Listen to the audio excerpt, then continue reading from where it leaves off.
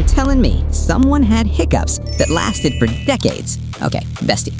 This is Charles Osborne from the US. In 1922, he's just doing normal work on a farm, nothing unusual, and then he gets hiccups. At first, no big deal. Everyone gets them, right? You wait a few minutes, drink water, hold your breath, they go away. Except his didn't. Hours pass, then days. Like seriously, imagine hiccuping non-stop. But wait, it gets crazier. Days turn into months, months turn into years. He hiccuped for nearly 70 years.